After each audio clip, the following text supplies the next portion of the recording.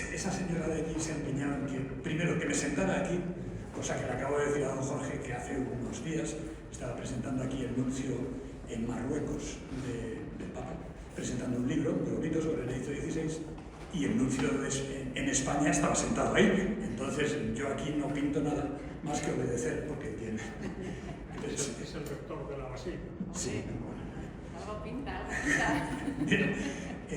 Bueno, entonces yo lo que quiero hacer es pues daros la bienvenida a todos, por supuesto, a la autora, a los de la editorial y a todos los que estáis aquí, porque me parece que es una oportunidad pero muy bonita, y además, pues claro, que esto medio se nos convierte en aula o todo tipo de...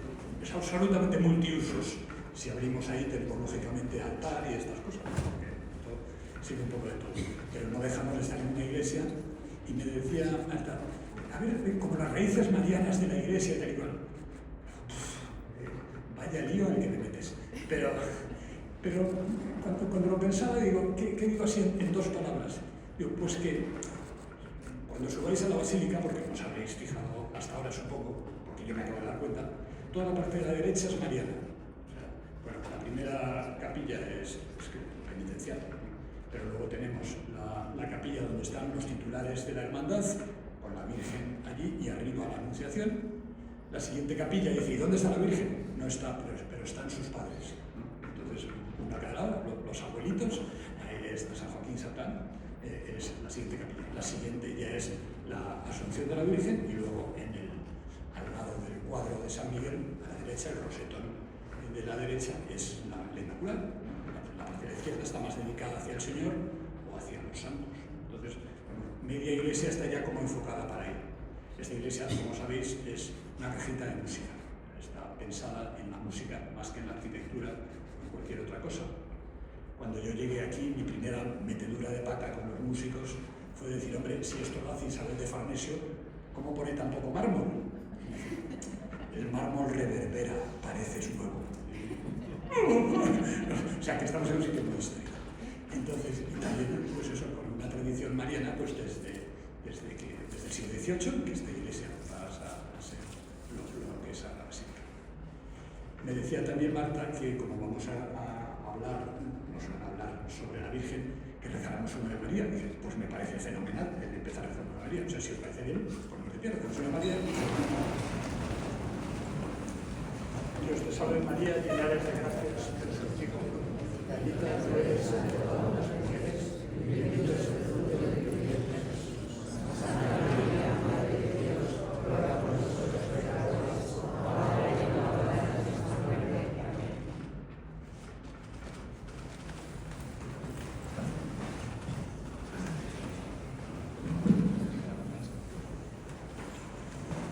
Buenas tardes.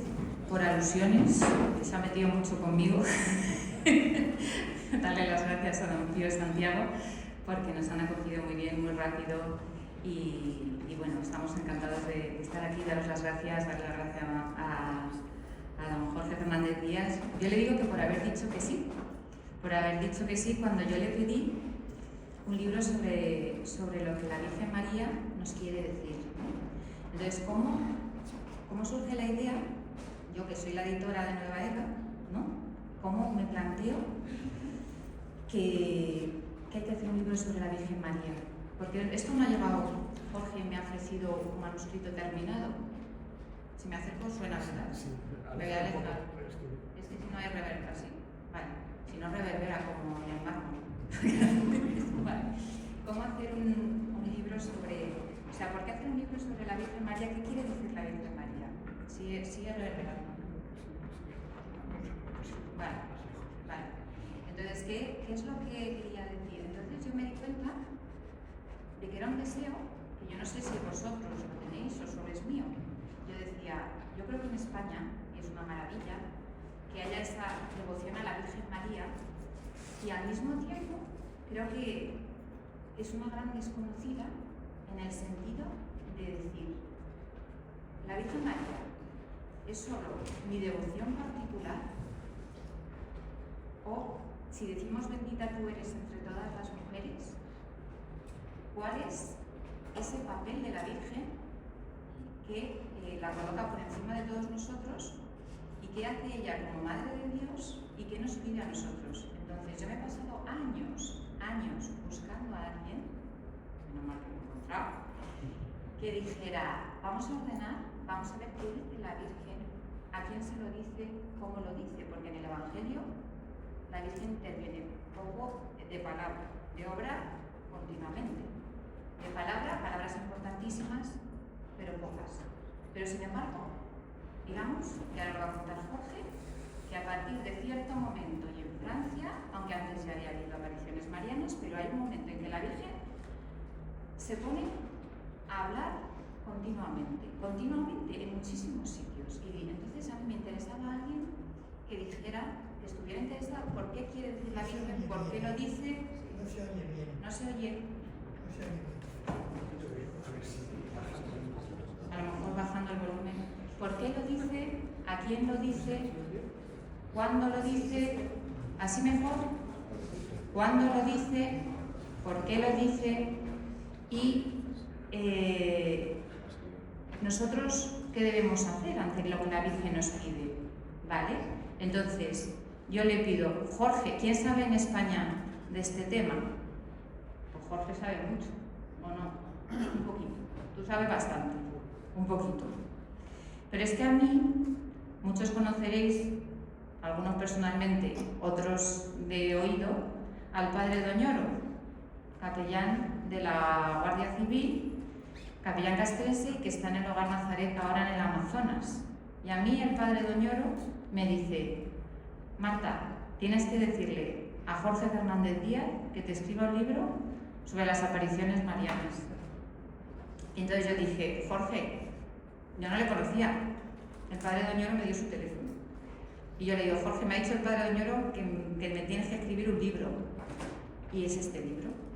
O sea, aquí lo dice, yo mandaré al rector de aquí, y que muy amablemente se ha prestado a obedecer, pero a mí me ha mandado el padre Doñoro, que es un comandante, capellán de la Guardia Civil, y yo le he dicho, Jorge, el libro hay que escribirlo, y Jorge, pues también él se ha puesto, y hemos conseguido recopilar lo que la Virgen empezó a decir y que no se ha callado todavía para ayudarnos, porque es nuestra madre.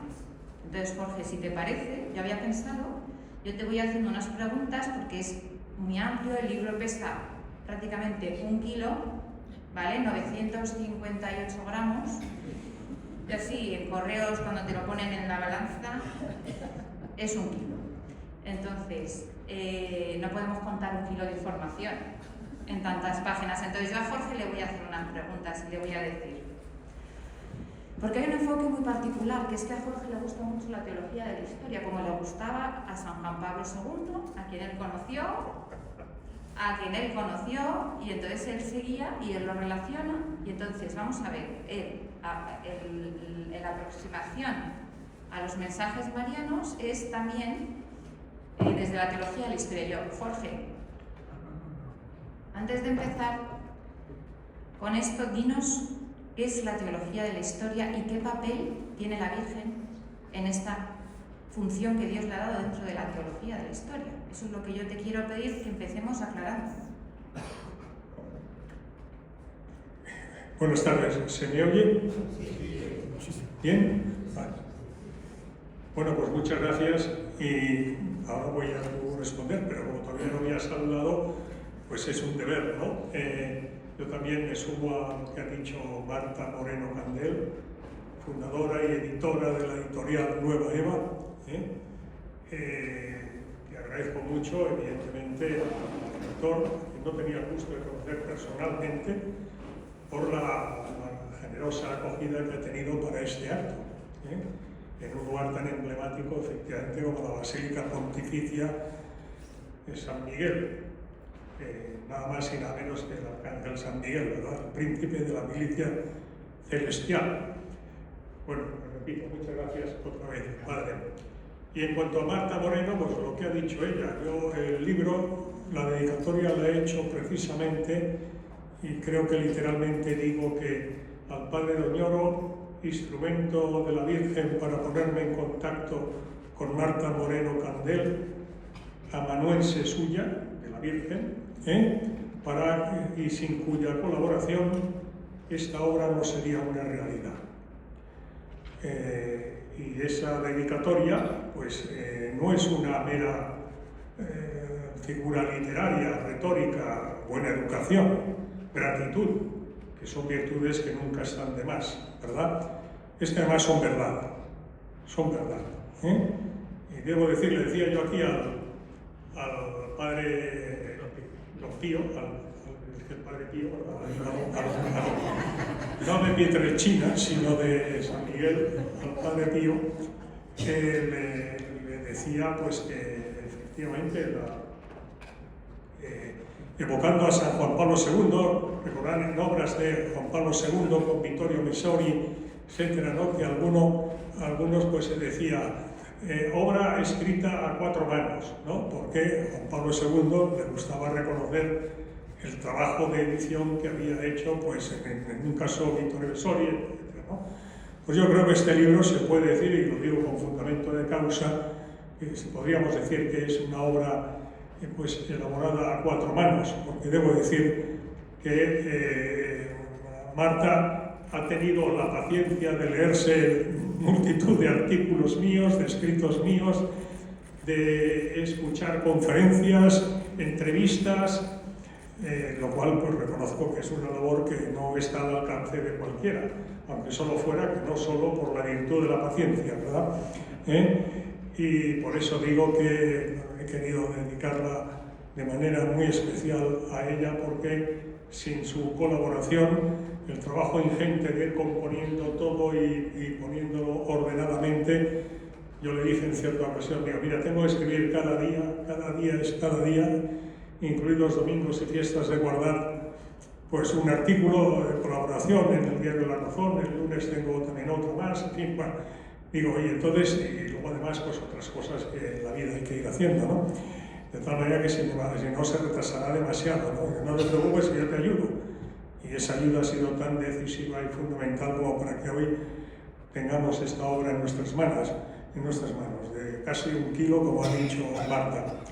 Bueno, en relación con me permito hacer una sugerencia, y es que esta obra, que tiene 576 páginas solo, pero tiene un índice que vale la pena, me permito aconsejar, ¿no?, a los amables lectores que lo repasen, porque es muy detallado por capítulos y por subcapítulos, y además en orden cronológico, que es la teología de la historia, la función de María en el ámbito de la teología de la historia de Francia, las apariciones marianas en el siglo XIX en Francia a partir de la Revolución Francesa, en España de manera muy especial en el siglo XX, también en Portugal, porque evidentemente no se puede hablar de la Europa actual, del mundo actual, me atrevo a decir de la Iglesia actual, sin hablar de Fátima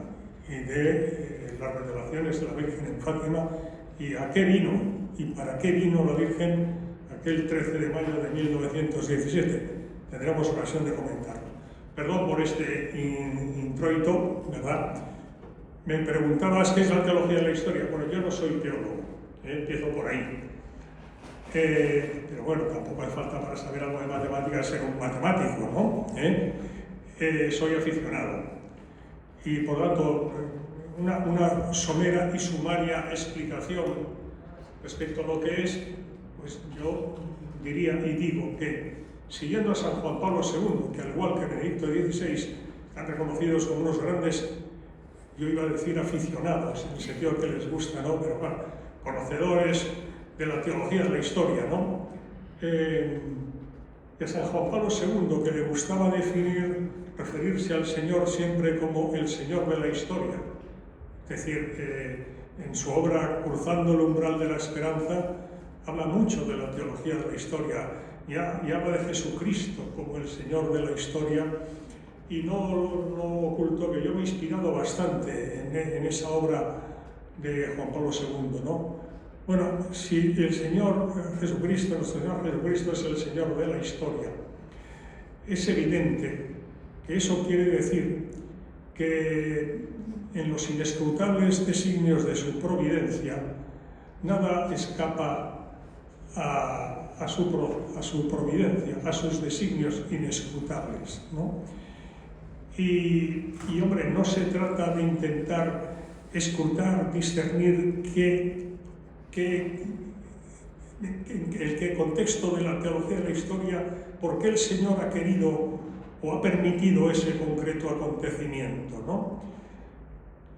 Pero sí que es cierto que en cambios de rasante de la historia, significativos puntos de inflexión en la historia, tal parecería, siguiendo la historia, que al Señor le gusta dejar su firma.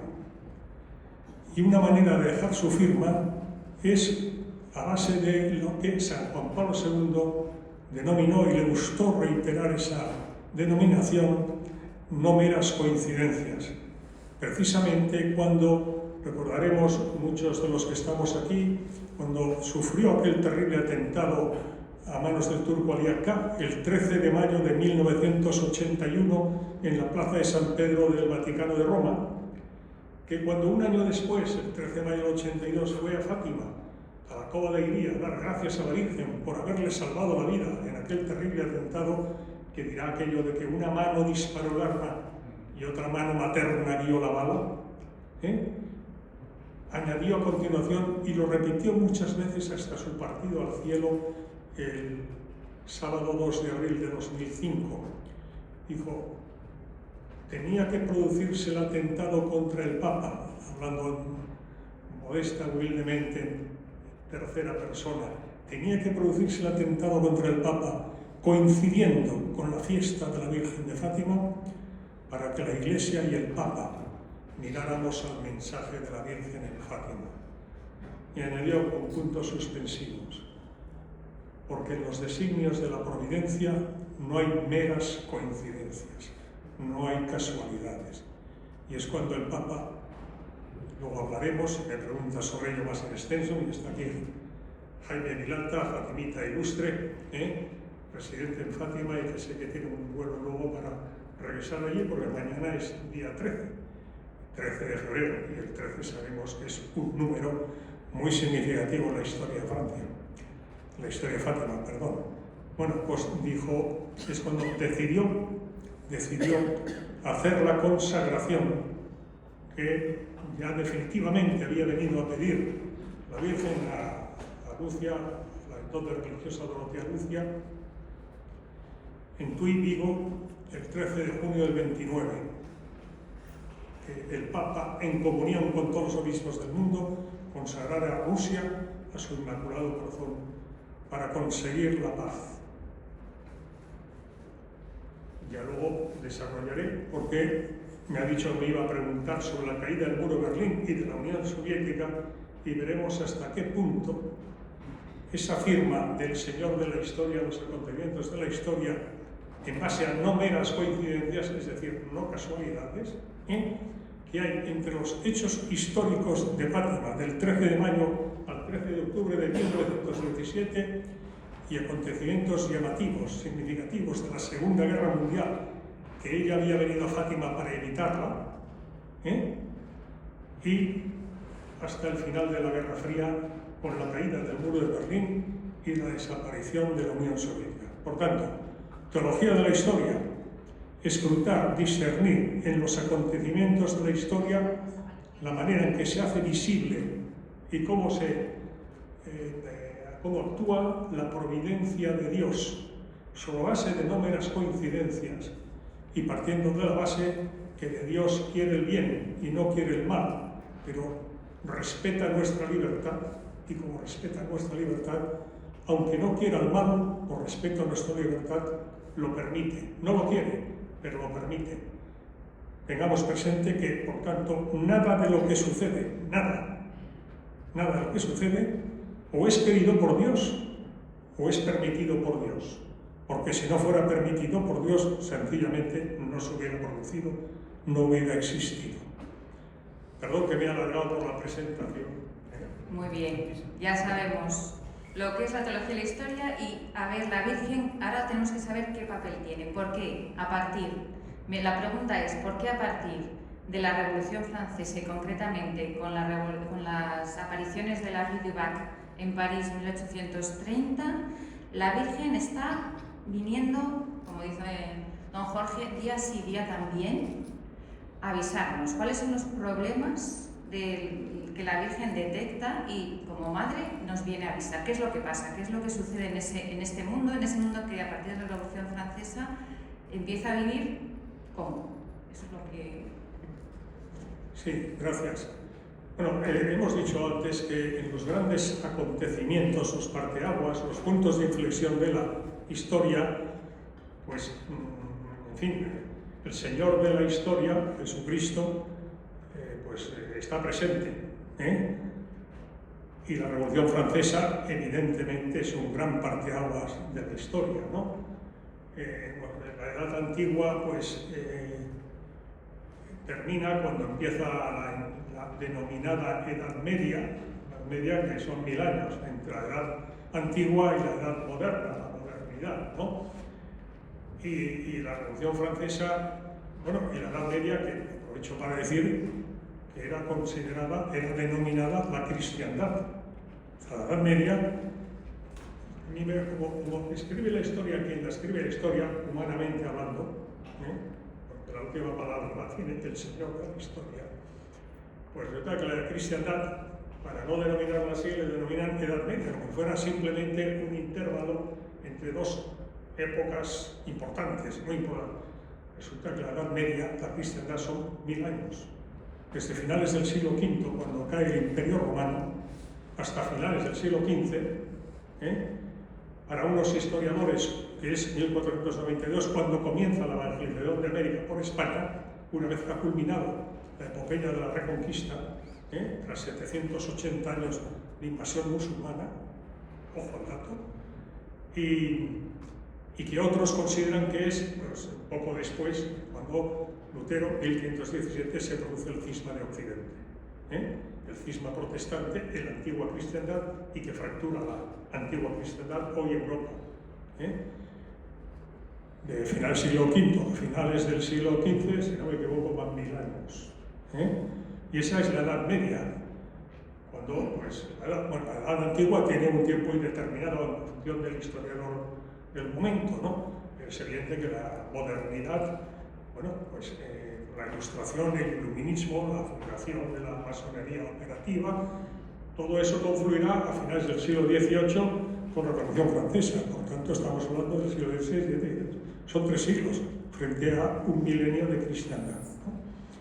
Bueno, entonces, en la historia bimilenaria de la Iglesia, de las incontables mariofanías, revelaciones de la Virgen, reconocidas o no, pero conocidas, y que constan en la historia, a reserva del juicio final, es obvio, de la Iglesia, previa a la investigación rigurosa y seria, que aunque solo sea por respeto a la Virgen, pues hay que hacer, porque si la Virgen ha venido, pues oiga, investíguese con el rigor y el respeto que merece una eventual apelación de la Virgen. Y si no es cierto que haya venido la Virgen, no tenga origen sobrenatural, esas presuntas mariofanías, pues también para que no se utilice el nombre de la Virgen en vano. O sea, que sea por una razón o por la otra, hay que hacer una investigación, sobre todo porque ahí se define y se pronuncia la Iglesia. Y los fieles, pues confiamos en el juicio de la Iglesia y a él nos sometemos. Por lo tanto, esperamos que ese juicio, obviamente, esté debidamente fundamentado por una investigación, con una comisión, con expertos en la materia, teólogos, etcétera. Bien, no lo digo porque sí esto, no lo digo porque sí. En la bimilenaria historia de la Iglesia se calcula que el 80% de las presuntas o ciertas, acreditadas revelaciones marianas se han producido desde la Revolución Francesa hasta nuestros días. O sea, de 2000 años de historia, la primera aparición mariana se produjo en la Hispania romana, el 2 de enero del año 40, la Virgen del Pilar, que es además la única que consta que la Virgen se apareciera en carne mortal, como sabemos. Lo cual eso, desde el punto de vista de la teología de la historia, ya es un dato muy significativo. un dato muy significativo. Es decir, la Virgen vivía entre Jerusalén y la casa de Éfeso en aquel momento, y el 2 de enero del año 40 va a la César Augusta, el momento, la Zaragoza de hoy. ¿A qué va? A fortalecer en la misión evangelizadora al apóstol Santiago el Mayor, hermano de Juan, los hijos del Zebedeo, que por algo en la historia se cantaba a los 3 discípulos predilectos del Señor, Pedro, Santiago y Juan. Cuando el Señor ascendió a los cielos tras su pasión, les encargó la custodia de lo que más amaba. A Pedro, la Iglesia; a Juan, su madre; y a Santiago, España. El evangelizador de España es el apóstol Santiago el Mayor.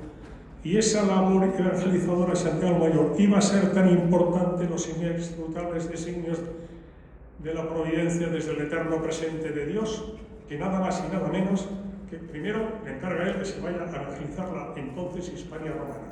Y además a su madre le dice: mamá, vete a fortalecer a Santiago, que los celtíberos y demás, los predecesores nuestros, eran un poco duros de cerviz al parecer, ¿verdad? Y ese es un dato que conviene no tener y me anticipo ya para decir, perdona, querida Marta, que lo que decía siguiendo Juan Pablo II no hay meras coincidencias. Primera aparición mariana, 2 de enero. ¿Cuándo se produce la culminación de la reconquista de la España invadida por los musulmanes tras casi 8 siglos, 780 años? Otro 2 de enero. El 2 de enero de 1492. Los reyes católicos, Boabdil entrega simbólicamente el reino de Navarra, las llaves de la ciudad, que simbolizaba pues, la claudicación del reino de Navarra. Y tras 780 años, a los 10 meses, España está vislumbrando América y comenzando su misión evangelizadora. ¿Y qué día? La Virgen del Pilar, el 12 de octubre.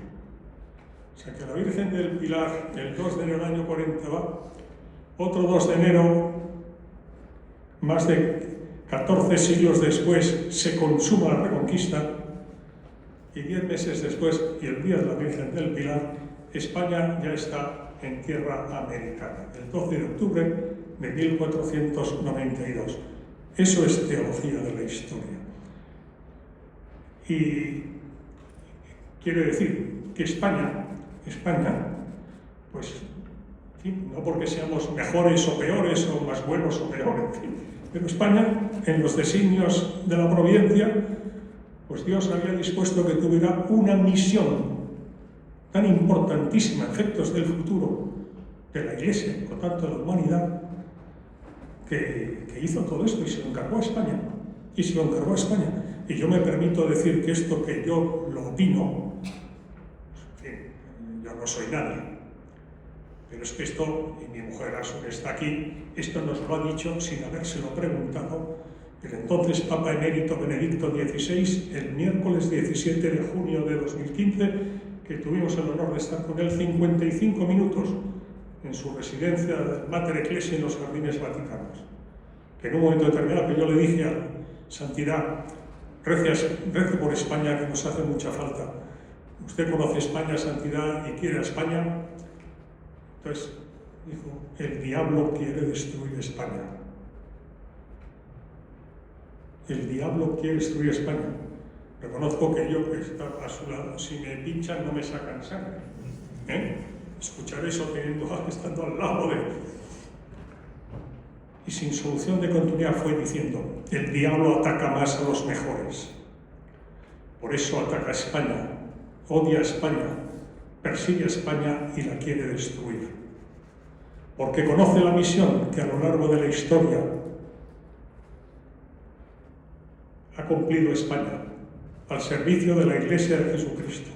Estoy diciendo palabras de Benedicto XVI, repito, no de un servidor, no soy nadie a estos efectos. Y no se quedó ahí, porque dijo, ese odio viene por la misión de España, y dio 3 ejemplos, no exhaustivos. Primero que dijo, la evangelización de América por España. A continuación dijo, la misión de España durante la Contrarreforma. Tercero dijo, la persecución religiosa de los años 30 del pasado siglo. El diablo odia a España. Les voy a decir las 4 armas con las que van a derrotar al diablo y no podrá destruir España. Yo lo digo enseguida, pero él se iba quedando como entrando en una situación singular. Y por este orden dijo, la humildad, la preguera, la oración, la soferenza, el sufrimiento. Se quedó un breve instante mayor que los anteriores, pero muy breve, en silencio, y dijo, y la devoción a la Santísima Virgen. Tenga confianza. Pensamos que había terminado ese capítulo. A cabo de unos segundos dijo, como en el Evangelio del próximo domingo, en el momento oportuno, el Señor actuará. El diablo no destruirá España. Esto hay un acta que recoge lo que acabo de decir, porque la providencia, de una manera muy singular, quiso que existiera un acta de lo que acabo de decir, miércoles 17 de junio de 2015, de las 12 del mediodía a las 12:55, en el Mater Ecclesiae. Todo esto, de una manera o de otra, viene desarrollado aquí. Simplemente diré que Francia, considerada por los papas como la fille de la Iglesia, la hija primogénita de la Iglesia, el rey Clodoveo, rey de los francos, se convierte al cristianismo a instancias de su mujer, Santa Clotilde, el día de Navidad del año 496. En la historia está muy reconocidísima y recogidísima el bautismo y la conversión al cristianismo del rey de los francos Clodoveo. Repito, día de Navidad, año 496, Francia. Y los papas la han denominado la fille de Luis, la hija primogénita. La secundogénita es España, cuando la conversión de Recaredo, rey de los godos, durante el tercer concilio de Toledo, el 8 de mayo del año 586. Y Francia y España, que tienen, el diablo es tan malo como astuto, y es muy malo y es muy astuto. Y sabe perfectamente que Francia tiene una misión importante en la Iglesia y en la historia de la Iglesia y en la historia de la humanidad, y España también. Con Francia consiguió, con la revolución, que no es alemana, ni española, ni portuguesa, ni holandesa, sino francesa, consiguió su objetivo, que es que aquella Francia pues cambiara su cultura, sus principios y sus valores en gran medida por los principios, valores y culturas de la Revolución Francesa.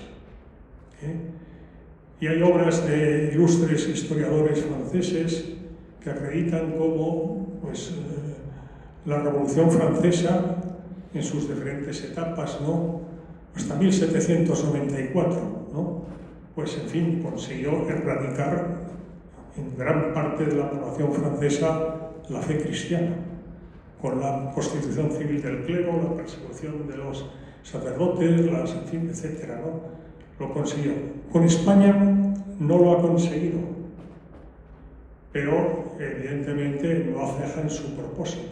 Lo digo porque conviene que también intentemos discernir lo que estamos viviendo en los actuales momentos en España a la luz de estos acontecimientos. Y en el siglo XIX, pero María, como es la Madre de Dios, la Madre de la Iglesia y Madre nuestra, si Francia era la hija primogénita de la Iglesia, como María, Madre, que os voy a decir a las madres que estáis por aquí, ¿verdad? ¿Qué no va a hacer por su hijo primogénito Francia, que ha sido atacada como ha sido atacada con la Revolución Francesa? Y se aparece en Francia en el siglo XIX una constelación de Mariofanías, todas reconocidas por la Iglesia, que comienzan en la Rue du Bac, como ha dicho Marta, en 1830. María Milagrosa. Seguirá en la Salette en 1846. En Lourdes, en 1858. Yo soy la Inmaculada Concepción, mirad cómo sabemos, ¿está bien? en Pontmain, en enero de 1871, todas estas las tenéis en el libro, y en Belvoisin, 1876, que con las nuevas normas de discernimiento de la Iglesia de mayo del año pasado, ha sido ya, se le ha dado el máximo reconocimiento, que es el Milostat, a Belvoisin. Todas tienen un significado muy concreto en la historia de Francia, en la historia de la Iglesia, en la historia de la humanidad. ¿Me has dicho España también o no? No, todavía no. Hemos dicho Revolución Francesa y qué pasa, ¿no? Y entonces hemos dicho, la Virgen viene a avisar, y entonces, ¿qué es lo que ahora viene? ¿Qué es lo que dice la Virgen? ¿Qué viene a avisar? Tanto en Francia, que ya he hecho el repaso de qué apariciones marianas más importantes y que están aprobadas, después en España y en Portugal. ¿Qué es lo que... beba un poquito de agua. ¿Qué es lo que la Virgen viene a decir? ¿De qué viene a advertirnos y qué viene a pedirnos? Porque la Virgen no se aparece para meter miedo. Yo también eso, Jorge, te pediría que hay gente que se asusta mucho y calcula cuándo va a pasar qué, y no es la intención de la Virgen. Entonces, ¿qué es lo que la Virgen quiere y pide? O sea, lo que pregunta Marta tiene mucho sentido, más en el mundo de hoy, ¿no? Porque ahora que se habla tanto, ¿no?, de encuestas, en fin, por la calle, por telefónicas, etcétera, ¿no? Si se hiciera una encuesta por la calle, para que se viera, en fin, mire usted, la opinión pública, a ver, ¿no?, en esta localidad, y en este barrio de esta localidad, en este distrito, en esta otra localidad, y para que recoja de la mejor manera posible, basada en un cierto cientifismo, ¿no?, que eso representa la opinión popular en ese caso, ¿no?, en relación con esa cuestión, en ese momento, si se preguntara espontáneamente, oiga, perdone, ¿usted por qué cree que existe? Repito la pregunta. ¿Usted por qué cree que, o tú si fuera un jovencito, ¿no?, y tal, un chaval, ¿no?, ¿tú por qué crees que existes? ¿Por qué crees que vives? Bueno, seguro que muchas de las respuestas serían, bueno, porque soy hijo de mis padres, porque mis padres pues estaban casados o tal, en fin, tuvieron tal, y yo soy hijo y tal. Bueno, bien, entonces ¿tú qué crees? ¿Que existes simplemente por eso? ¿O existes por algo más? ¿No? Y en todo caso, ¿para qué existes? ¿Para qué existes? Es decir, ¿cuál es el sentido de tu vida? ¿Cuál es el sentido de tu existencia? Yo esto lo he pensado muchas veces. Yo, igual que me permito decir, todos ustedes, todos vosotros, pues tenéis claro por qué existís y para qué existís y cuál es el sentido de vuestra vida. ¿Cuál es el sentido de nuestra vida? Estoy hablando de una hipótesis de que se hiciera una encuesta a nivel general, lo que es el sentido general, ¿no?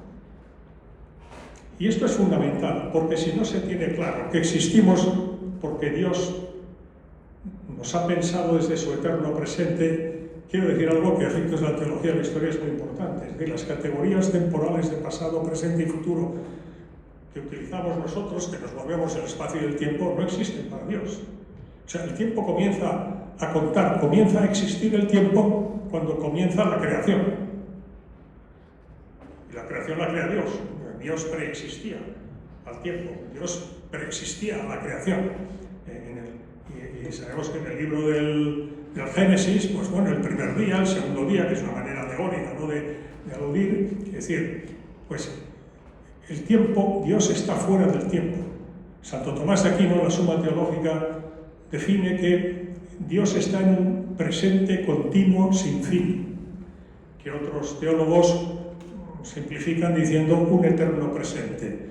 Para Dios no hay ni pasado ni futuro, todo es un eterno presente. Y esto es muy importante tenerlo, permítaseme la redundancia, presente, porque a algunos no se les acaba de convencer como si Dios nos ha creado libres, sus designios de providencia se cumplen, siendo así que nosotros somos libres. Y diciéndolo y dando una respuesta de manera muy sencilla, es como Dios, no hay pasado ni hay futuro, todo es un eterno presente, sabe el uso que todos y cada uno de nosotros vamos a hacer de nuestra libertad.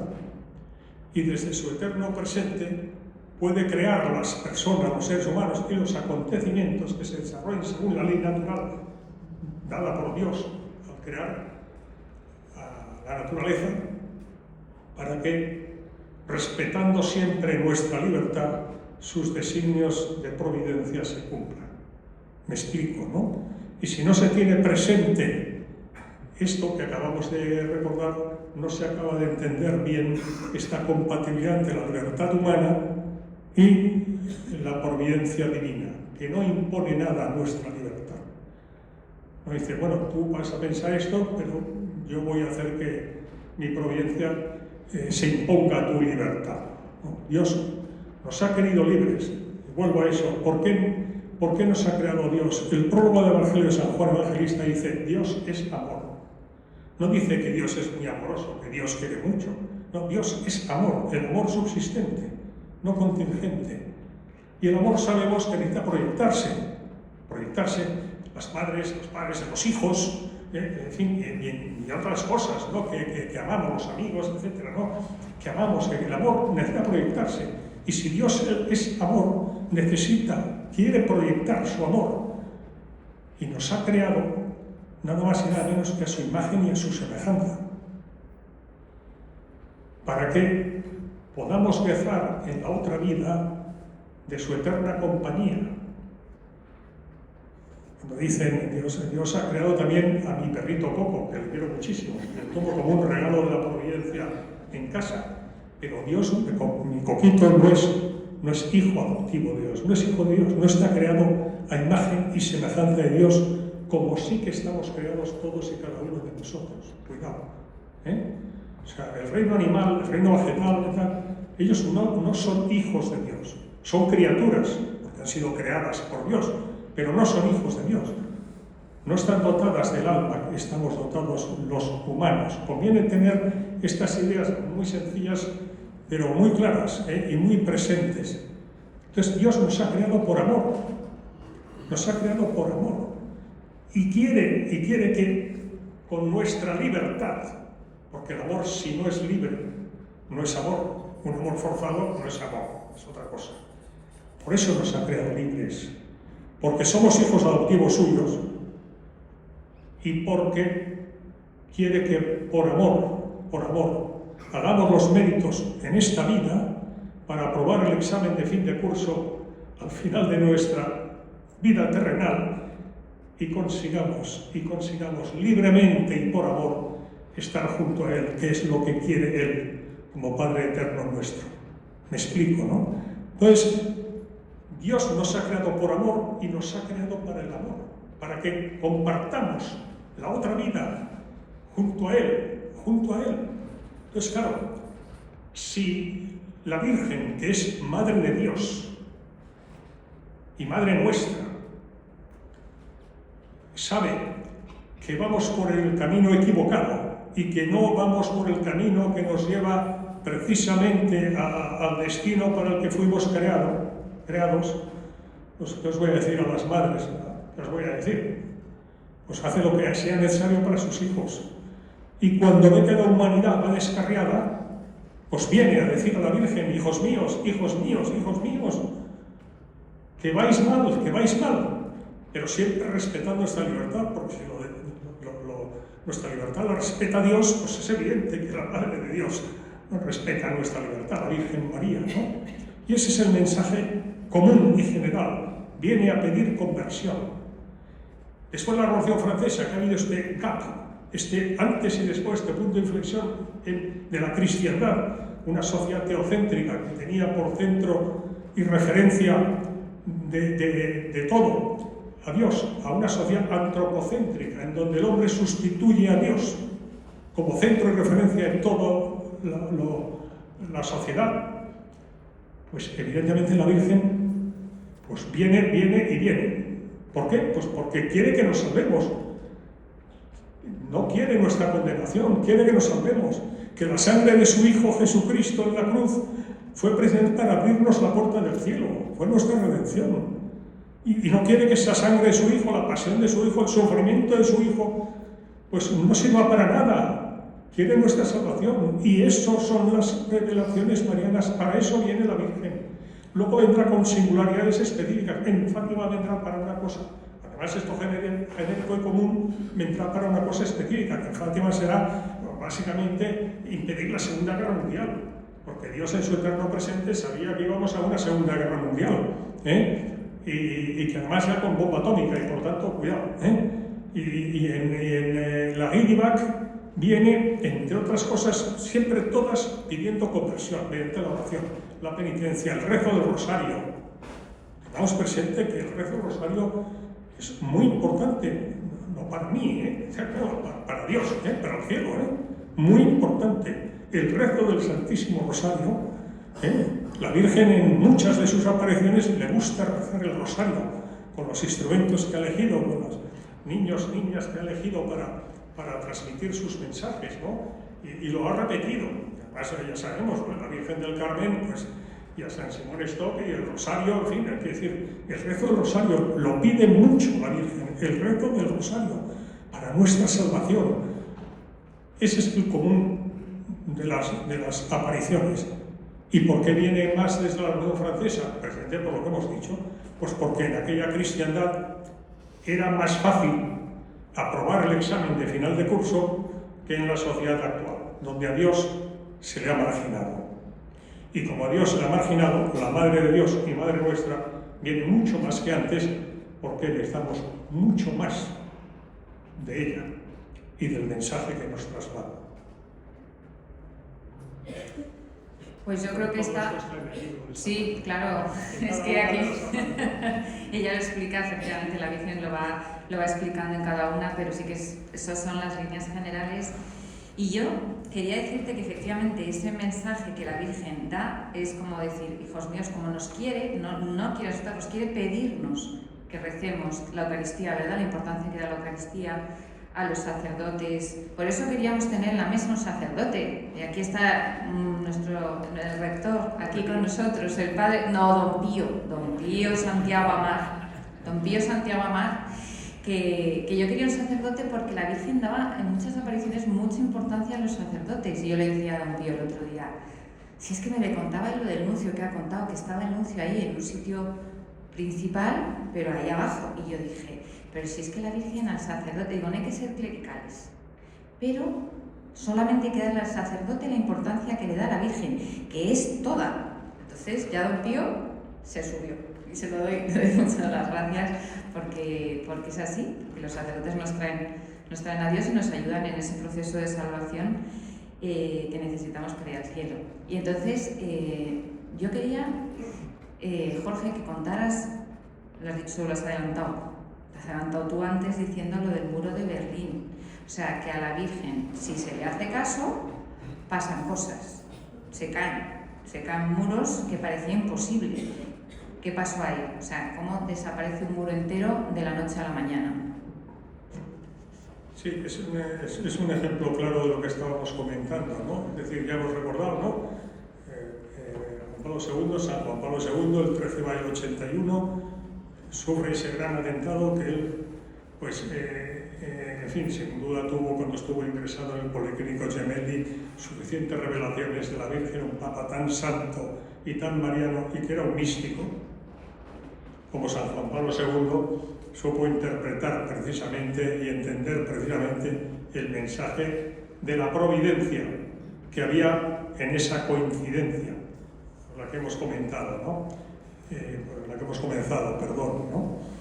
Y efectivamente, el Papa, pensemos que cuando año 82, ¿no?, va a la Cova de Iría a darle, decíamos el 13 de mayo, a darle gracias a la Virgen por haberle salvado la vida, y además pide que Lucia, que entonces es carmelita ya en la 82, que vive en el Carmelo de Coimbra, pues salga y le pregunta si había hecho, porque él había reproducido la consagración que había hecho Pío XII durante la Segunda Guerra Mundial, no de Rusia, sino del mundo, al Inmaculado Corazón de María.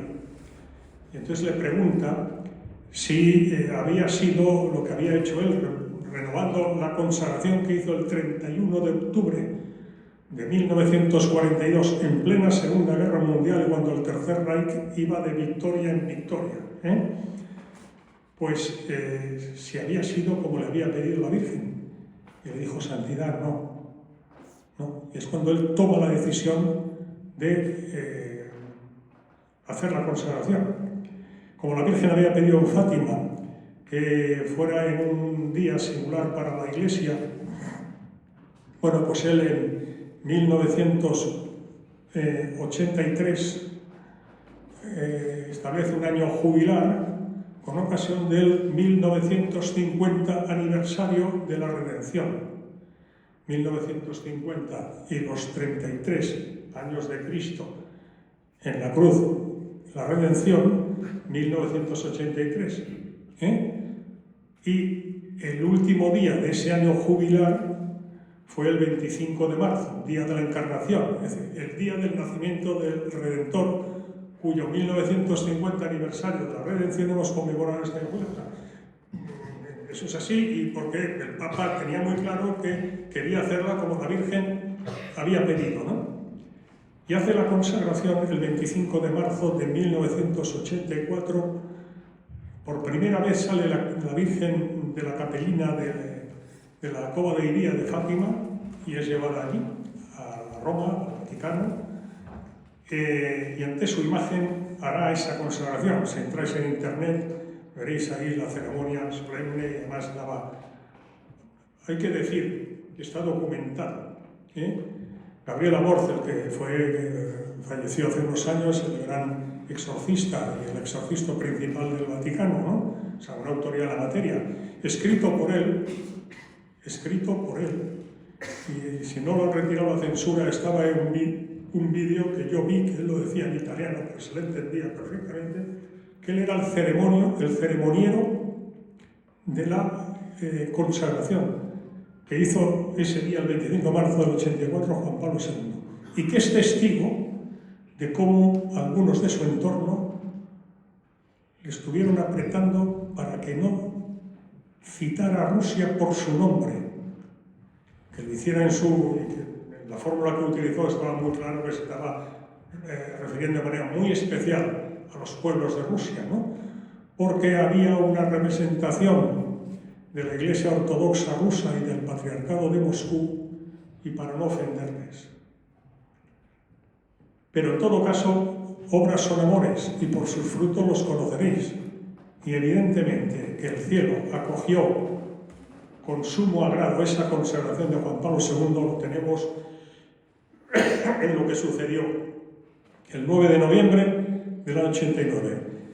Es decir, que en aquel momento el peligro de una guerra nuclear entre la Unión Soviética y los Estados Unidos era muy evidente. Ronald Reagan era el presidente de los Estados Unidos, y fue un instrumento de la providencia, sin duda. Quiero recordar que menos de un mes antes del atentado contra el Papa el 13 de mayo, en Washington, Ronald Reagan sufrió un atentado, del que salió vivo milagrosamente, aunque tuvo que pasar también como el Papa Juan Pablo II. Quiero decir que Ronald Reagan, que era oficialmente protestante, en su corazón era católico, porque todo su círculo íntimo de colaboradores, el consejero nacional, el director de la CIA, etc., eran católicos en Estados Unidos. Y cada mañana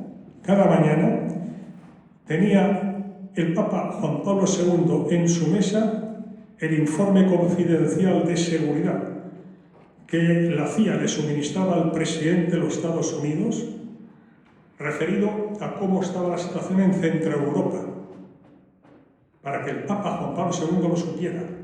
¿Por qué? Porque nada más ser elegido Papa Juan Pablo II, que lo fue el 16 de octubre del 78, fue a Polonia.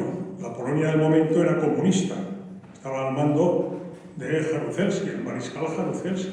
Estamos hablando de la época previa a la caída del muro de Berlín y de la desaparición de la Unión Soviética, ¿no? Y cuando llegó el 1 de junio del 79 a Varsovia, Juan Pablo II, aquello fue impresionante. Brezhnev, el secretario general del Partido Comunista de la Unión Soviética, había llamado al mariscal Jaruzelski a Moscú para que esa visita no se hiciera. Porque los soviéticos podían ser malos, pero tontos no. Y sabían que un papa polaco en una nación tan católica y mariana como Polonia, cómo lo estaban viviendo. Y tenían miedo de las consecuencias de aquello. Y Jaruzelski, esto es historia, está documentado, muy documentado. Jaruzelski, el polaco, era comunista, pero era patriota. Y aguantó el tipo en Moscú, porque le convenció a Brezhnev de que era imposible suspender esa visita, porque iban a salir millones y millones de polacos a la calle. Que eso era imposible. ¿Y sabéis cuál es el acuerdo al que llegaron Brezhnev y Jaruzelski? Que la televisión solo diera primeros planos, para que no se vieran las multitudes que durante aquellos días rodeaban al Papa en su visita a Polonia. Eso se mantuvo los 3 primeros días. Al cuarto día ya fue imposible, porque era ridículo, porque era tal el clamor que había en Polonia. Bueno, entonces a partir de ese momento, el plan B de la Unión Soviética era invadir Polonia, como había hecho con el Berlín, en la época comunista, como había hecho con la Hungría de 1956 y como había hecho con Checoslovaquia, Praga, ¿recordáis? La primavera de Praga, que invadió Checoslovaquia. Estaba preparada la invasión de Polonia. Y el único que tenía autoridad para evitar que eso sucediera mediante el aplacamiento de los ánimos de los fervorosos polacos era Juan Pablo II. Y Juan Pablo II tenía que modular el ritmo de las decisiones y acciones que tomaba en función y teniendo presente ese informe de seguridad especial que el presidente Ronald Reagan, a través del embajador de Estados Unidos en Roma, le hacía llegar cada mañana, para que el Papa veía los movimientos de las tropas del Pacto de Varsovia, que era la OTAN comunista, y cómo estaban preparándose para la invasión de Polonia. Y habló con, recordaréis, el sindicato Solidaridad de Lech Walesa, ¿no? Y él, que tenía autoritas. Calma. Yo haré lo que tengo que hacer, que es la conservación. No rompamos los puentes, porque la invasión de Polonia estaba preparada. Se evitó providencialmente por esa colaboración que tuvo Juan Pablo II, que fue sin duda el protagonista de los acontecimientos, pero cómo le puso la providencia a Ronald Reagan, el presidente de los Estados Unidos del momento. No hay tiempo, pues no diría también algunas cosas de esa colaboración impresionante. Bueno, pues el 25 de marzo de 84 hace la consagración del Papa. Y, bueno, pues el 9 de noviembre del 89, el muro de Berlín, sin violencia ninguna, ahora que estamos con lo de Ucrania y Rusia y la guerra, y que si la OTAN, y que si más bombardeos, que si más armamento, que si más soldados, sin violencia ninguna. Y estaba viva y existía la Unión Soviética, no ahora que no existe la Unión Soviética. Sin violencia ninguna, el muro de Berlín se desplomó. Solo quiero decir una cosa. La Virgen María, ¿verdad, Jaime Vilalta? La Virgen María se apareció en Fátima los días 13 de cada mes de mayo a octubre del 1917, salvo un mes, el 13 de agosto, que el administrador de la Vila de Ouro, cumpliendo las órdenes del gobierno masónico portugués del momento, para acabar con aquello, lo que hizo fue, muerto el perro, muerto la rabia, secuestro a los niños y la Virgen no se les puede aparecer. Hoy diríamos, la presión social fue de tal magnitud que finalmente tuvo que ceder y los liberó el 19 de agosto.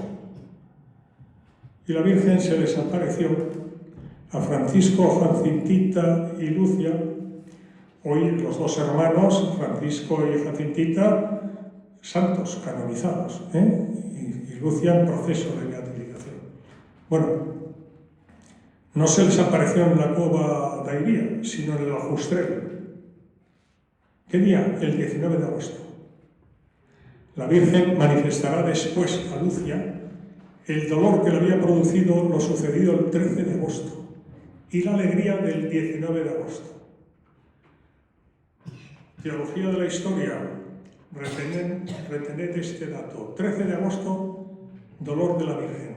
¿Qué día se erige el muro de Berlín, que divide la Europa occidental de la Europa comunista? El 13 de agosto.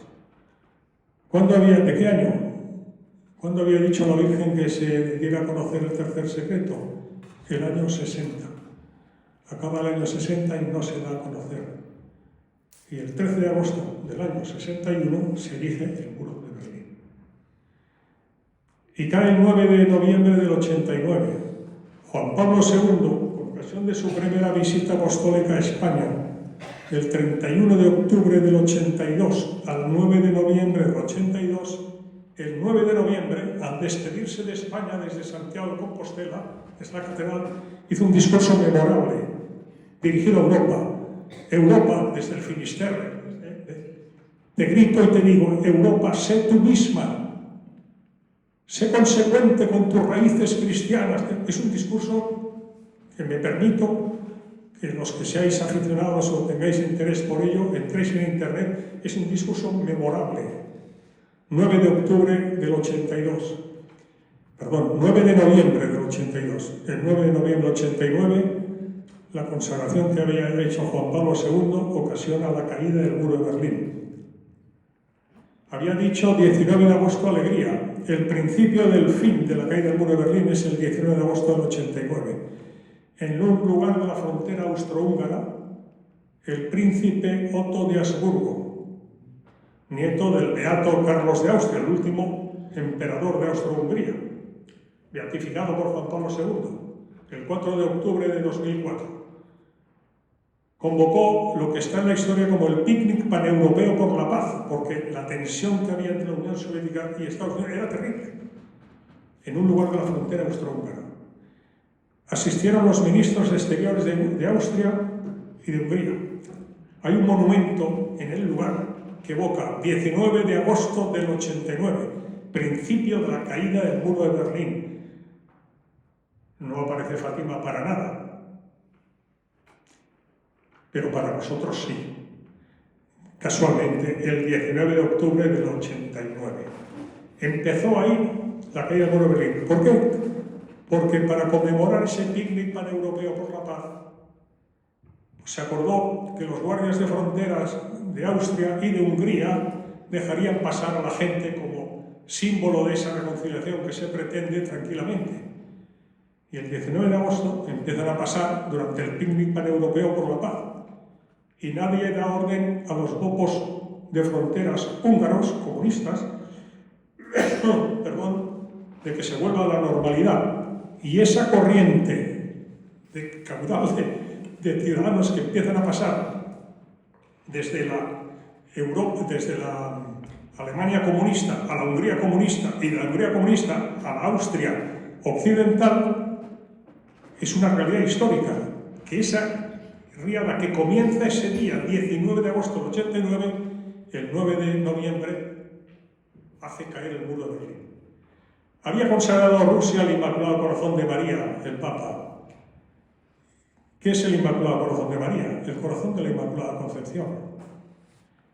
¿Qué día cayó como un castillo de naipes también sin violencia ninguna entre Occidente, la OTAN y la Unión Soviética? ¿Qué día cayó la Unión Soviética?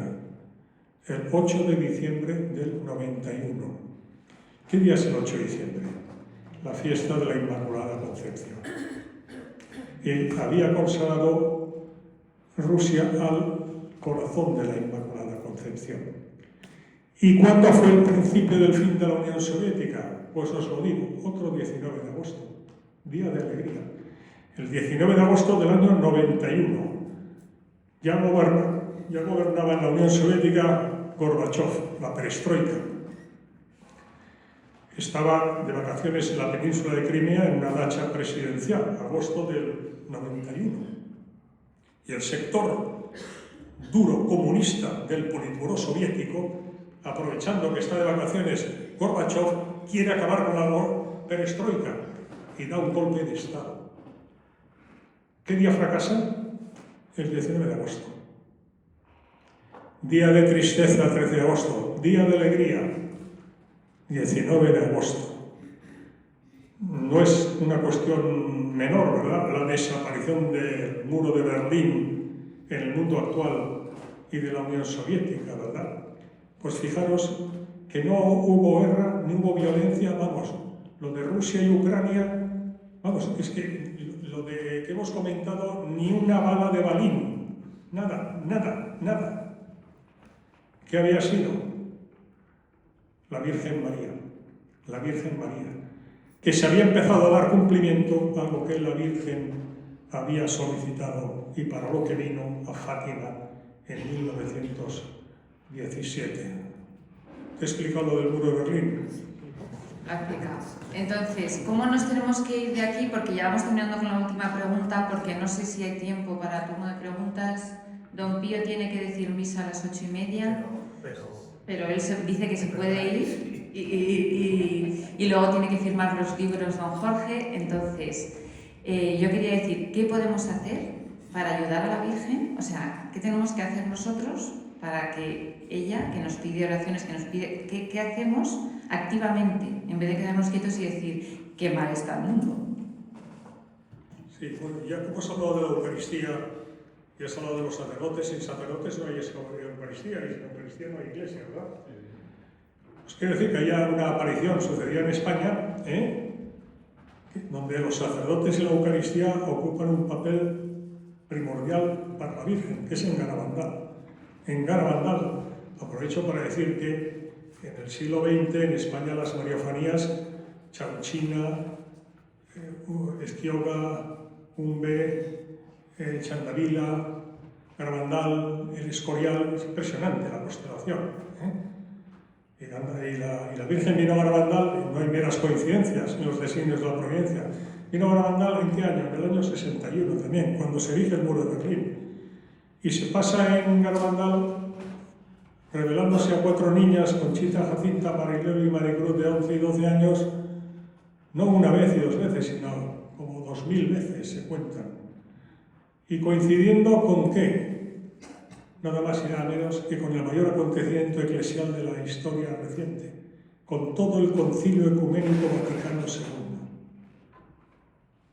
María, Madre de la Iglesia, mientras todos los obispos y cardenales de la Iglesia Católica Universal están reunidos en Roma, presididos por el Papa, primero Juan XXIII, luego Pablo VI, en la Basílica de San Pedro, está jugando y apareciéndose a 4 niñas en una aldea perdida en Cantabria, en la montaña cántabra.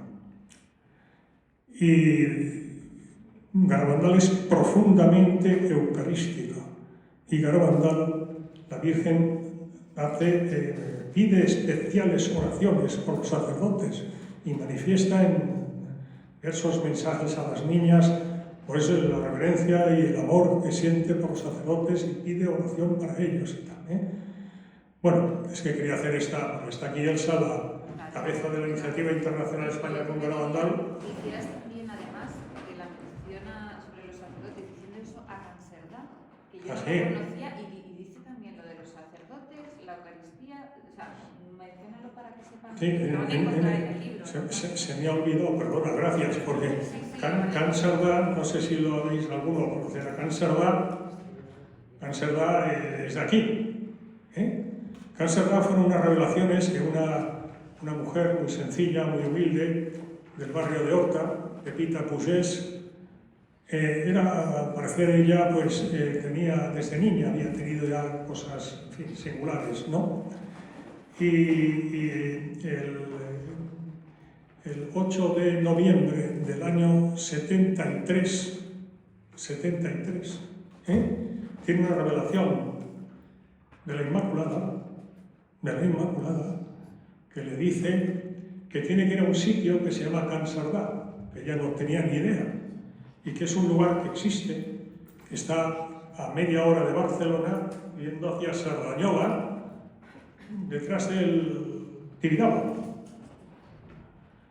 en Cansardá. Y la Virgen se revelará en Cansardá el día 11, por primera vez, el 11 de noviembre del año 73.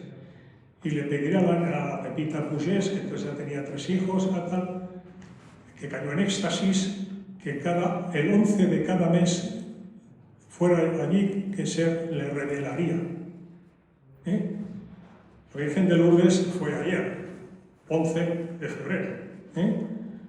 Pues el día 11 de cada mes, a partir del 11 de noviembre del año 73, se le estuvo apareciendo hasta que a Pepita Pugès, hasta que en el año 75, pues el arzobispo de Barcelona, que era... fue después Joan, yo creo. Pero eso era, por obediencia de vida, que le transmitió a su director espiritual de parte del arzobispo y tal, ella dejó de ir. Pepita Pugès fallecerá en el año 78.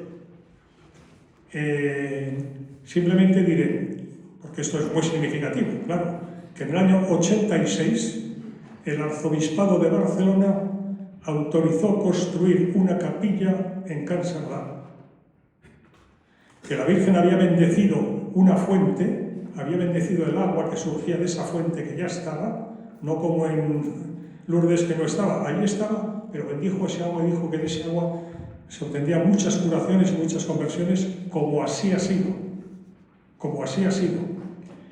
El caso es que finalmente, fijaros, lo digo porque es un dato, criterio de la Iglesia, el 11 de febrero, Virgen de Lourdes, del año 2001, el obispo auxiliar de Barcelona, Soler Perdigó, presidió la concelebración de la primera misa en la capilla de Can Cerdà, ante miles de personas, miles de fieles, y concelebrada por muchos sacerdotes. El obispo auxiliar de Barcelona. El cardenal Narcís Jubany, cuando fue emérito de Barcelona, dio sobradas muestras de su creencia en la sobrenaturalidad de los acontecimientos. Es decir, que efectivamente a Pepita Pugès se le había aparecido la Inmaculada Concepción y demás. Está aquí al lado, está Can Cerdà. En el libro lo he incluido porque me parece muy doloroso que, siendo Can Cerdà, y que no lo conozcamos. Que venía a salvar a Barcelona, a toda Cataluña y a toda España. Y luego ya, a partir de otras apariciones, decía, y al mundo entero. Decía, Barcelona, Cataluña, toda España y el mundo entero. Y ojo, coincidió, como veis, con la muerte de Franco, año 75 y tal. Pues le estuvo diciendo a Pepita Pugès el riesgo de que España entrara en guerra y que tenían que rezar, por favor, y ofrecer sacrificios. Lo que decía Marta, ¿no? Y ahora sabemos, y ahora podemos discernir. La Marcha Verde, que se produjo cuando Franco murió, que había una guerra, que se iba a producir una guerra por el Sáhara Occidental entre España y Marruecos, y que, como era, entre comillas, ya nos entendemos, la España de Franco y Marruecos apoyaba esa política de Estados Unidos, hubiera sido una sangría. Y en una revelación ya le dirá Pepita Pugès que por vuestro sacrificio se ha evitado esa guerra. Todo eso lo veréis en el libro. Lo digo porque es que es aquí. No es en Medjugorje, ni es en Fátima, es en Barcelona. Está, repito, pues nada, yendo por la carretera en media hora, se está allí, y está la capilla, y en la capilla se celebra misa cada domingo y los días 11 de cada mes. Quiere decir que, hombre, algo significa eso tras la prohibición que hubo inicialmente, ¿no? Aquí está explicado, y la incluyo, además de esas... Debo decir que Chandavila, que es provincia de Extremadura, provincia de Badajoz, en el límite fronterizo con Portugal. Termino diciendo, la Virgen había venido a Fátima para evitar la Segunda Guerra Mundial. Cuando la Segunda Guerra Mundial termina en Europa, porque luego quedó Estados Unidos contra Japón y tal, ¿no? Hiroshima, Nagasaki, etc. El 8 de mayo del 45, fue el final de la guerra en Europa, en la Segunda Guerra Mundial. ¿Qué hace la Virgen? Se viene a España, en el límite con Portugal, pero en España. Chandavila es un nombre de procedencia portuguesa, porque está al lado. ¿Sí? Y esto está en el límite fronterizo, pero es España, Chandavila. ¿Por qué la digo? Que es un lugar precioso.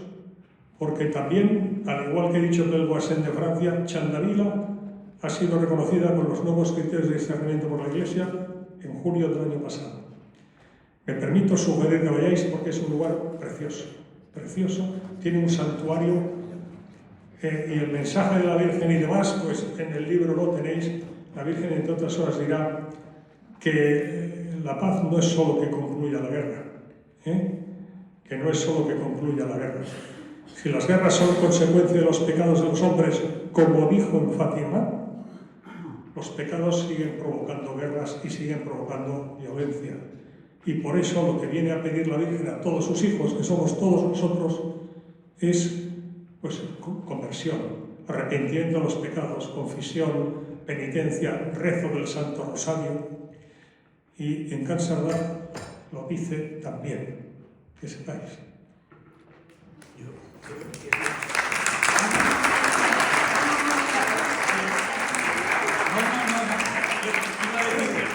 La primera vez que me da, no sé qué, que me fastidia tener que ir a decir misa, pero me encantaría estar. Pero chicos, me están esperando arriba. Por favor, continuad vosotros. Si es que Otra vez, muchas gracias, Pablo, por su... muchas gracias a ti por todo mío. Sí, sí, porque muchas. Y en el libro, pues está todo eso, hay 570 páginas explicando...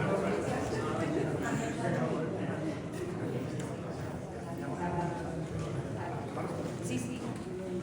A ver, si os parece, no sé si hay gente que quiere preguntar.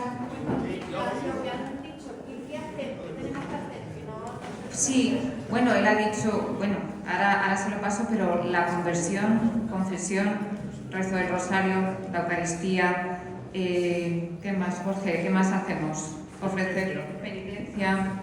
Es decir, la Virgen, cuando viene a pedir el final, a evitar la Segunda Guerra Mundial, Fátima, que viene para eso fundamentalmente, viene en el año 17.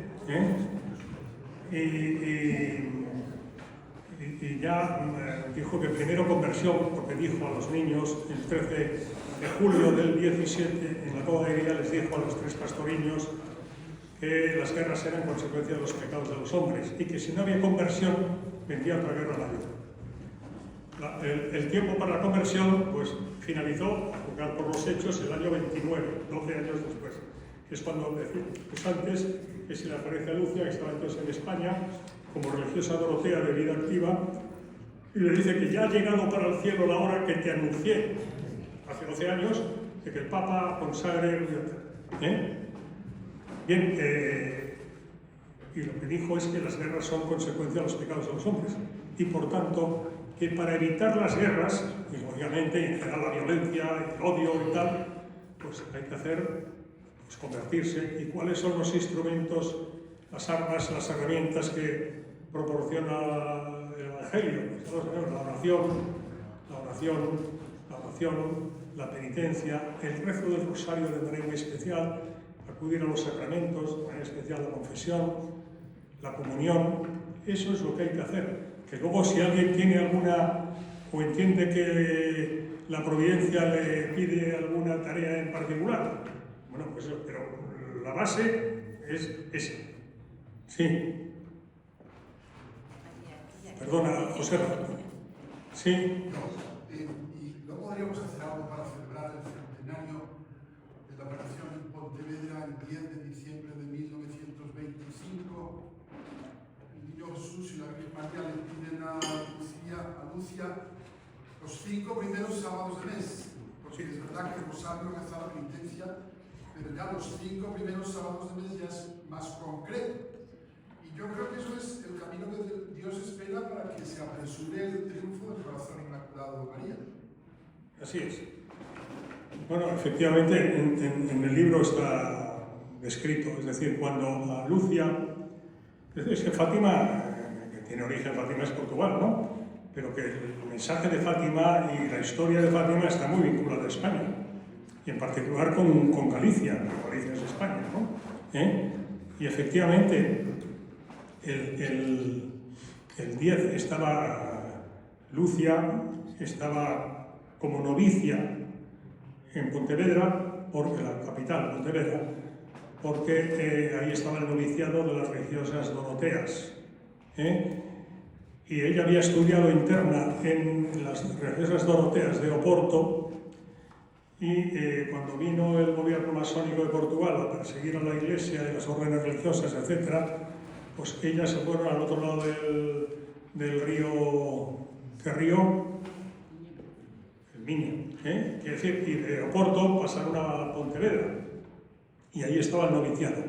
Y efectivamente, como le he dicho, el 10 de diciembre de 1925, que llevaba Lucia viviendo ahí escasamente desde unos meses, desde mayo-junio, se le aparece la Virgen de Fátima, y se le aparece con el niño Jesús, y le dice, y le encarga que traslade una promesa que ya había anunciado el 13 de julio del 17 en Fátima, que es la devoción de los 5 primeros sábados de mes, de tal manera que todos aquellos que con las condiciones requeridas de estar en gracia, de confesar, de comulgar, de ir a misa, pues la sigan, en el momento de su muerte recibirán las gracias necesarias para, correspondiendo a ellos, salvar su alma. Es un seguro de vida eterna. A mí me gusta decir que quien más, quien menos, pues tiene un seguro de vida. Y hay que pagar una póliza, ¿verdad? El seguro de vida eterna, los 5 primeros sábados de mes, es un seguro de vida eterna y no hay que pagar ninguna póliza. Y aprovecho para decir una cosa. Fijaros que es teología de la historia pura. Hemos hablado de la Revolución Francesa, como un antes, un parteaguas de la historia. Pues mirad, estamos en la basílica que está consagrada al Sagrado Corazón de Jesús. La devoción al Sagrado Corazón de Jesús está en la Sagrada Escritura. La noche del Jueves Santo, el apóstol Juan, predilecto del Señor, que ángel del Señor, recuesta su cabeza en el pecho del Señor. Está descrito en la Sagrada Escritura, el Evangelio, ¿no? Los Evangelios. Bueno, hay una santa alemana, Santa Gertrudis, que fue una mística y muy devota del Sagrado Corazón, siglo XIV. Tuvo revelaciones del Sagrado Corazón de Jesús. Y está escrito por ella, por obediencia de vida, como en una de las revelaciones, vea que está ella con el Sagrado Corazón de Jesús, está hablando con ella, y el Sagrado Corazón le dice a Santa Gertrudis que, como había hecho Juan en la última cena, que recueste también ella su cabeza en el pecho del Señor. Y ella cuenta, Santa Gertrudis, que escucha los latidos del corazón de Jesús. Y en ese momento, en la visión mística, ve a San Juan y le dice: Juan, ¿tú escuchaste los latidos del corazón del Señor en la última cena? Sí, Gertrudis, sí que los escuché. ¿Y por qué no lo cuentas en los Evangelios? Y le dice el Señor, no, le dice Juan a Gertrudis, le dice: porque el Señor me dijo que no lo escribiera, que eso sería para el momento en que los corazones de los hombres se enfriaran y debiera ser el fuego del amor de su corazón el que los calentara. Bueno, pues ese momento, a juzgar por los acontecimientos, llega en el siglo XVII. El siglo XVII es el siglo de Descartes, del racionalismo. Es el siglo del iluminismo, la ilustración. Antes decíamos, la cristiandad.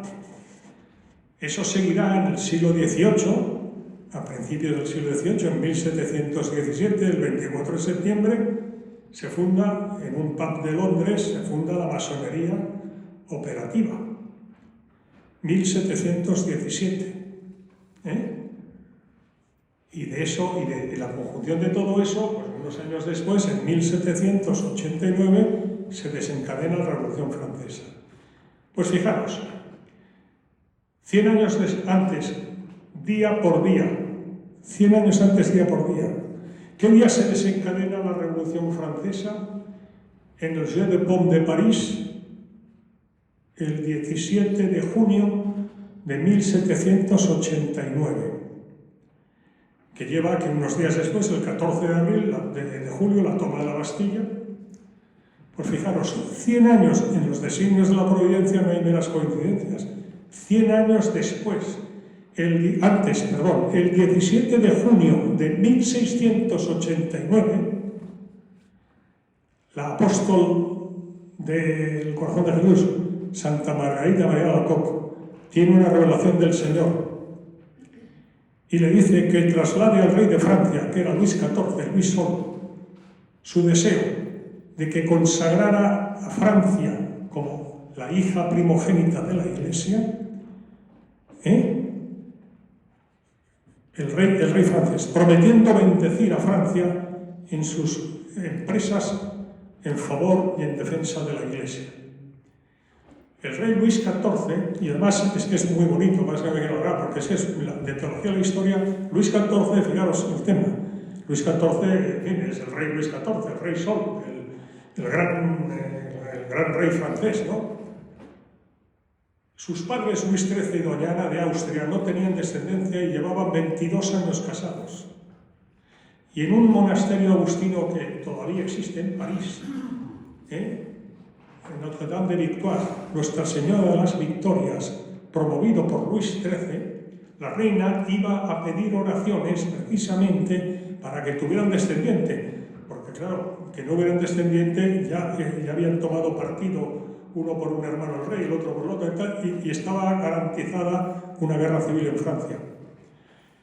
Pues bueno, fijaros lo que os voy a decir, Luis XIII, es que, perdón, se me ha ido el santo al cielo. Sí. Sí. Hay un agustino,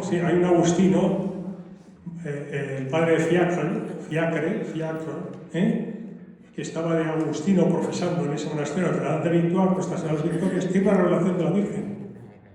Y se le aparece la Virgen con un niño en brazos, que él cree que es el niño Jesús, y la Virgen le dirá que no. Y luego se fija y efectivamente tenía una corona.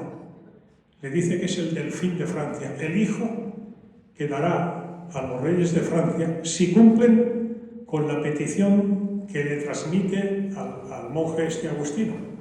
Y es que celebren 3 novenas de misas, o sea, 27 misas, por esa intención. Le dice que una la haga en Cotignac, en el monasterio de Notre Dame de Grâce, Nuestra Señora de las Gracias, donde ella hay un monasterio allí, porque ella se apareció en el siglo XVI. Le dice que lo siguiente lo haga en Notre Dame de París, y el siguiente que lo haga pues allí, en Notre Dame de Victoire, y que se lo comunique a los reyes. Bueno, el agustino termina su última novena de misas, la misa 27, que es historia de Francia, el 5 de diciembre de 1637. Pocas semanas después la reina nota que está embarazada y el rey Luis XIII no quiere esperar a que nazca el heredero, parecería una desconfianza en cuanto tal, y por decreto real, que es historia de Francia, de Saint-Germain-en-Laye, que es como una especie de, bueno, como ¿qué localidad de España podríamos decir cercana a Aranjuez?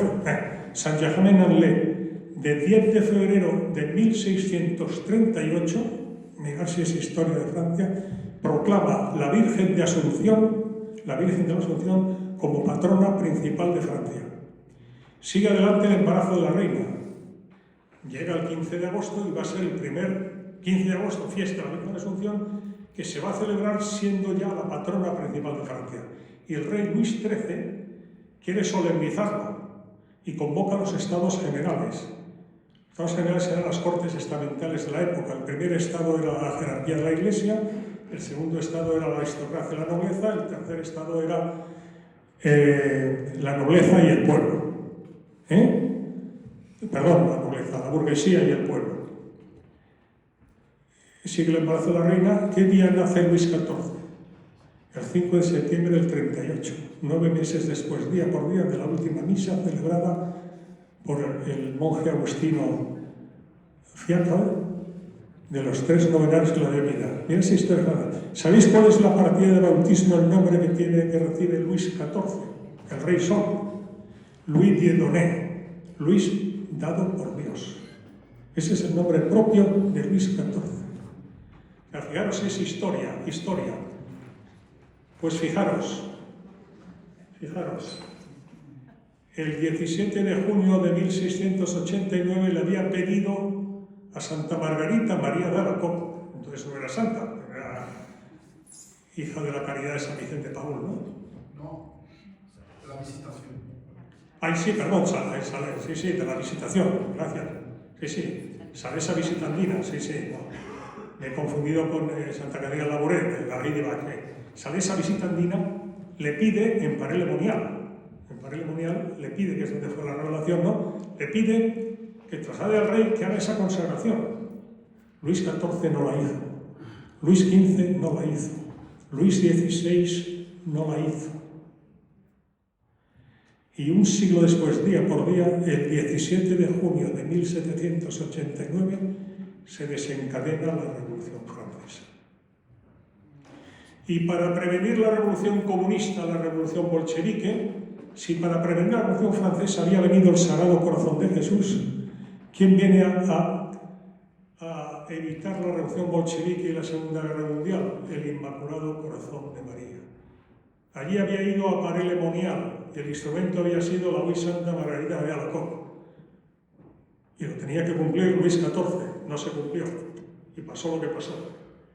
Aquí vino a Fátima y se reveló a los 3 pastoriños, quien tenía que cumplir lo que se le pidió, que era la consagración, porque a lo que se le pedía a Luis XIV era que se consagrara al Sagrado Corazón de Jesús, y no lo hizo, y vino la Revolución Francesa. Aquí se pide la consagración, allí había sido de Francia al Sagrado Corazón de Jesús. Aquí es la consagración ¿de quién? De Rusia. Allí era el Sagrado Corazón, aquí es el Inmaculado Corazón de María. Allí era por el rey Luis XIV, aquí por quién es, por el Papa. Y no se hizo, y vino la Segunda Guerra Mundial. Pero la misericordia de Dios es tan grande y tan infinita que 25 años después de Fátima, en 1942, 17 y 25, 42, en plena Segunda Guerra Mundial, 39, 40, 49, y como decía antes, el Tercer Reich de Victoria en Victoria, el Papa Pío XII, el último día del mes del Rosario, el 31 de octubre del 42, consagra el mundo, no Rusia, el mundo, al Inmaculado Corazón de María. Está en la historia el cambio que pegó la Segunda Guerra Mundial en noviembre de 1942. Solo diré una cosita para que veáis, porque esto ya es historia contemporánea. ¿no? Las 3 máquinas de guerra más importantes del eje eran, por parte del Tercer Reich, el 6º Cuerpo de Ejército, que al mando de von Paulus iba a Stalingrado para quedarse con los pozos petrolíferos del Cáucaso, y el Afrika Korps, al mando del mariscal Rommel por el norte de África, para quedarse con el canal de Suez, vía marítima trascendental para el Mediterráneo y el comercio mundial, y los pozos petrolíferos del Golfo. Iban de victoria en victoria, no habían tenido en toda la Segunda Guerra Mundial ni una sola derrota.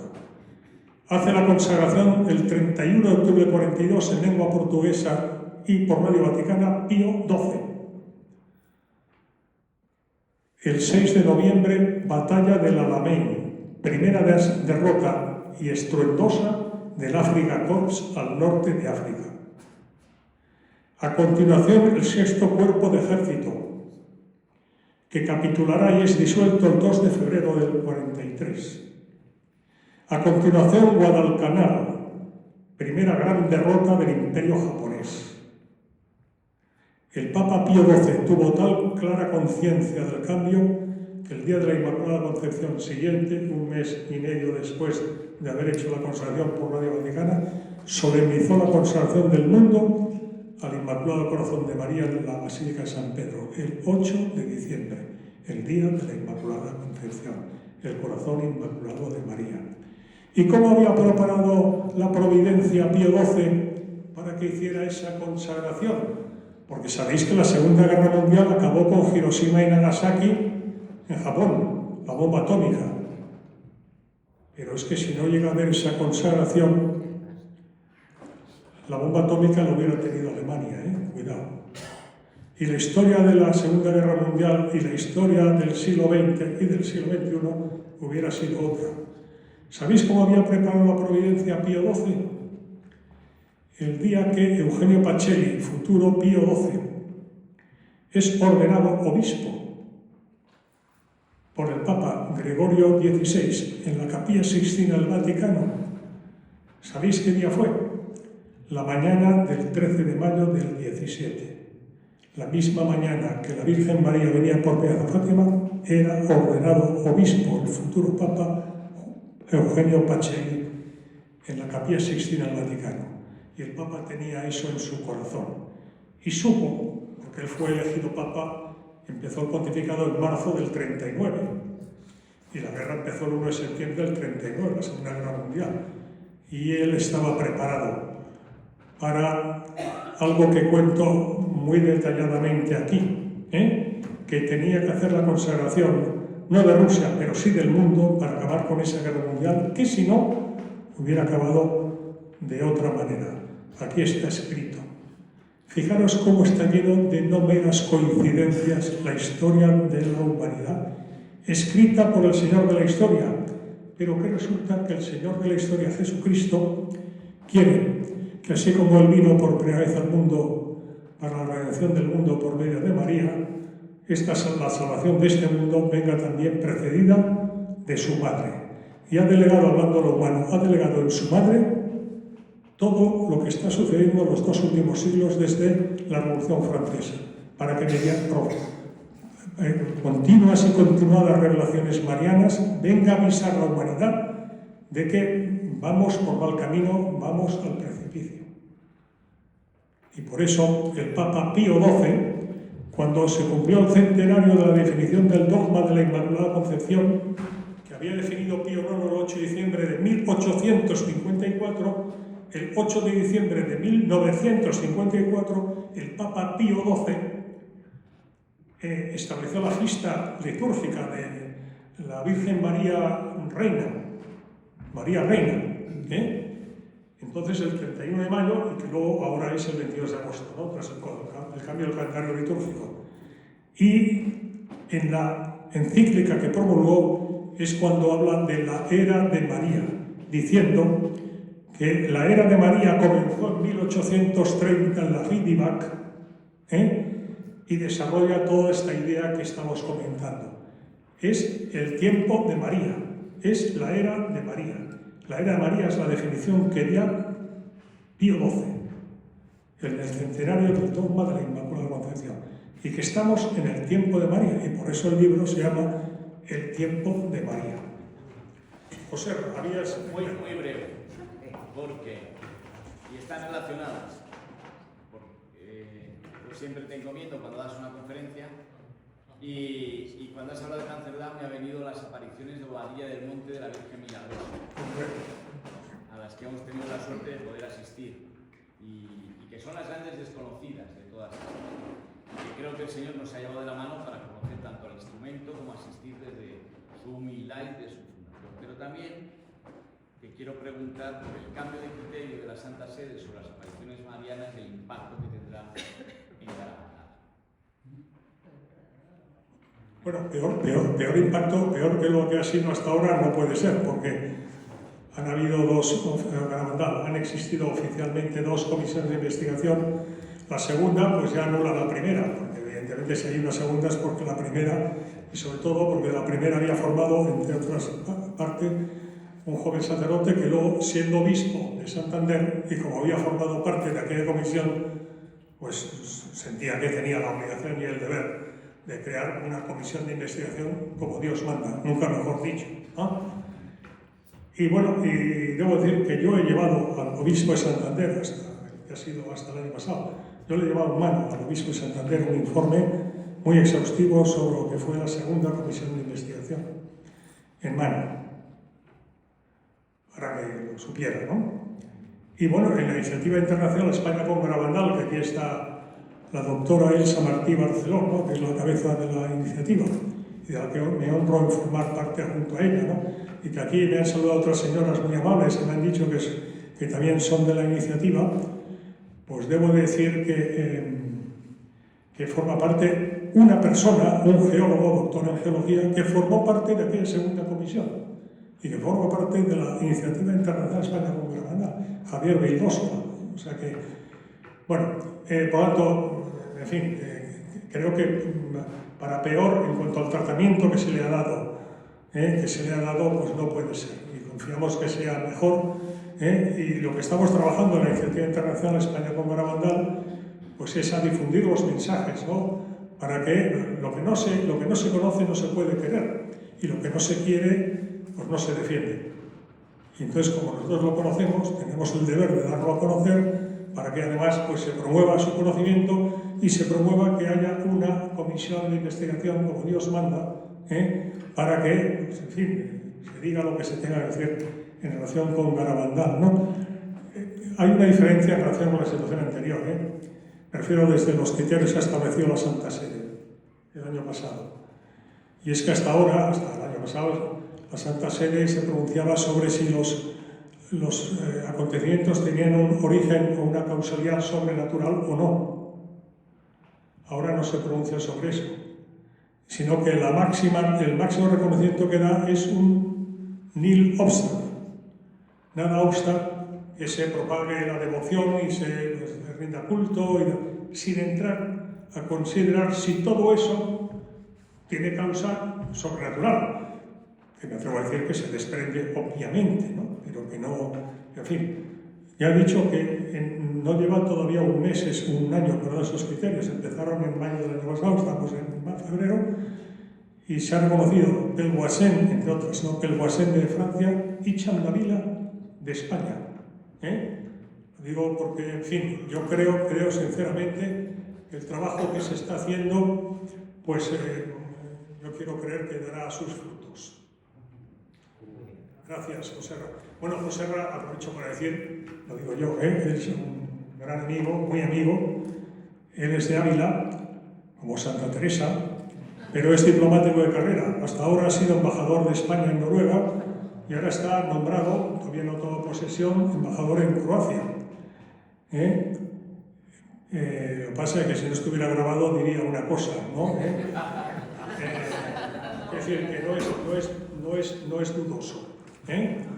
No es dudoso. Por algo está aquí. Él es diplomático de carrera y, en fin, es un gran amigo y un gran devoto de la Virgen María también. Bueno, si os parece, ya es breve la pregunta, muy breve, vale, lo digo porque como son ya casi las 9, entonces hay que firmar libros, entonces... El atentado de Trump fue el 13 de julio. No, yo sí, me imaginaba que alguien me lo preguntaría. El atentado de la oreja de Trump fue el 13 de julio del año pasado. Yo he escrito un artículo aludiendo a eso, digo, yo no me atrevo a decir el sentido que tiene. Lo único que quiero decir es que que evidentemente, porque podía haber sido cualquier otro día, ¿no? En fin, no, el 13 de julio, que es el día del mensaje de Fátima, ¿no? ¿Qué ha querido decir la providencia con eso? Yo digamos que estoy en proceso de discernimiento. Pero que es a él, no sé si lo sabéis, Trump ha hecho mítines y ha colgado tweets y tal, y ha hecho declaraciones en donde ha reconocido que Dios le salvó la vida ese día. Y ahora pues ha dicho, en la campaña dijo y ahora dice que Dios le salvó la vida para hacer con él America Great Again, ¿no? Make America Great Again, hagamos América grande otra vez. Dice, pues ahora Dios me ha salvado la vida porque quiere... Lo que digo es que es una coincidencia y bueno, pues como decía antes, ¿qué he querido decir esa coincidencia? Yo no me atrevo a decir a día de hoy qué han querido decir, pero pensó que hay algo tras ese hecho que trasciende de lo tal, sin duda. Bueno, pues si os parece, entonces hacemos lo de la firma y ya está, ¿vale? Si alguien... Muchas gracias. Si alguien quiere llevarse libros para gente para regalar, así el librero no se tiene que llevar tantos que pesan mucho.